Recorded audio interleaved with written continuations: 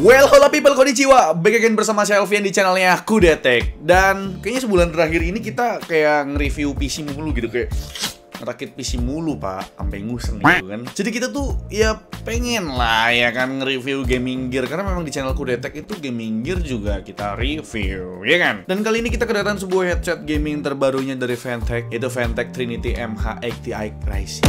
Nggak pakai Rising ya, itu Fantech Trinity MH88, oke? Dan yang menariknya dari headset ini, harganya sangat amat terjangkau. Dan memang ini headset udah jadi primadona semua orang lah ya, karena pilihan warnanya itu lengkap pak. Ada pink, putih, sama hitam. Kalau kalian punya cewek ya kasihnya pink, kalau kalian punya cowok kasihnya hitam, kalau kalian pengen netral ya pilih putih gitu kan. Karena harganya cuma 100 ribuan saja. Dan nggak usah lama-lama, langsung aja kita review. Ini dia Fantech Trinity MH88. Let's go. Fantech walaupun udah jadi brand yang mendunia, mereka tetap nggak lupa buat bikin produk kere-hore bre. Contohnya aja ya seri headsetnya ini. Nggak tanggung-tanggung, Fantech langsung kasih 3 opsi warna. Ada hitam yang klasik, terus putih yang elegan, dan pink yang gemes gitu. Desainnya pakai single headband dan tanpa embel-embel RGB. Build quality dari headbandnya terdiri dari material foam yang dilapis fabric buat area yang bersentuhan langsung dengan kepala, dan juga material plastik solid di area atasnya. Adapun area fabric di SKU yang putih dan pink pakai finishing abu-abu. Sedangkan yang SKU hitam, fabriknya hitam juga. Jadi terkesan monoton karena bener-bener single tone gitu. Terus headbandnya ini adjustable dengan 9 step. Makin leluasa buat menyesuaikan dengan lingkar kepala kita pak. Turun ke housing ear cupsnya, pakai finishing grill tapi nggak bolong beneran. Grillnya ini ngebentuk segitiga di area tengahnya, dan ada emboss logo Fantech di sini yang secara ukuran nice banget. Nggak terlalu gede, jadi kesannya nggak terlalu show off juga. Apalagi di SKU yang pink dan hitam, logonya itu tampil samar-samar karena ton warna logonya yang senada sama unit headsetnya. Di housing ear cups ini cuma ada tangkai mikrofon di ear cup kanan, sedangkan yang kiri polosan aja pak. Soal earpads, headset ini pakai earpads jenisnya over ear dengan bentuk oval biar menyesuaikan bentuk daun telinga manusia. Foamnya cukup tebel menurut saya, tapi emang density-nya ini agak padat bre. Efeknya jadi nggak terlalu empuk. Nah, earpads-nya ini bisa dilepas pasang alias detachable, dan pas dilepas kelihatan dah driver speaker dari headset ini yang berdiameter 50 mm. Buat kabelnya ini oke sih buat headset 100 ribuan ya, karena udah braided yang artinya lebih durable dan gak gampang putus. Panjang kabel ini 2 meter, kalau ditambah sama splitternya jadi 2,2 meter bre. Oh ya bre, buat SKU yang warna putih dan warna pink, finishing kabelnya abu-abu juga, ngikutin pad sama bagian headband. Kalau yang SKU hitam emang full hitam sih, kayak Hero Brody di Mobile Legends.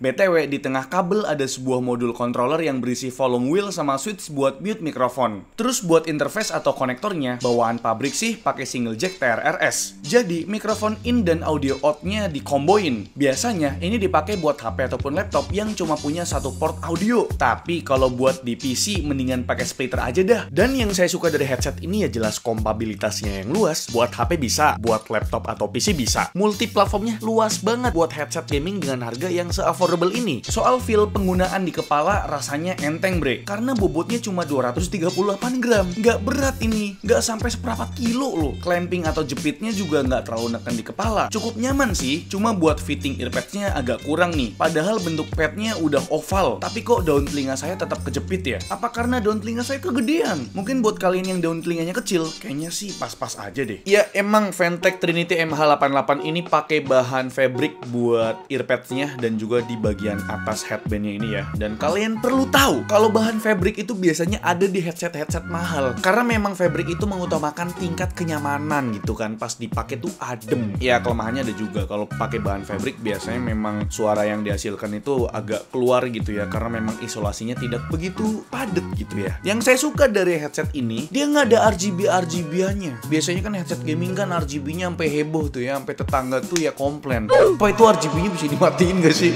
Sampai komplain gak sih? Kayaknya nggak sampai komplain sih. Maksudnya Fantech itu kayak ngedenger kayak feedback dari ya user lah ya. Ada beberapa orang yang nggak suka sama RGB-RGB-an, akhirnya Fantech ngasih 3 pilihan warna gitu kan. Dan selanjutnya kita ngomongin soal mikrofon dan kualitas mikrofonnya gimana. Headset gaming 100 ribuan yang sangat terjangkau ini, kalian perlu tahu untuk mikrofonnya ini nggak bisa dilepas pasang alias fix ya. Dan tapi kita bisa naik turunin mikrofonnya. Untuk polar patternnya dia omnidirectional, jadi bisa nangkep suara dari segala arah. Untuk kualitasnya sendiri kalian bisa dengerin dah. Dan ini adalah kualitas perekaman menggunakan mikrofon dari headset gamingnya Fantech Trinity MH88. Gimana menurut kalian? Ya seperti ini. Dan uniknya di sini di controllernya itu ada kayak controller buat nge-mute otomatis mikrofonnya ya. Nah ini otomatis ada lagi suaranya. Simple sih pakai controllernya. Saya rasa ini adalah sebuah headset gaming terjangkau 100 ribuan yang punya kualitas mikrofon yang bagus. Karena memang hasilnya natural, terus agak ngebas dikit ya, biar kayak om-om gitu ya, kayak bapak-bapak gitu. Dan noise-nya juga sedikit, jadi memang cocok buat ya diskortan gitu, atau mau mabar sama temen biar gak dimaki-maki karena mikrofonnya jelek.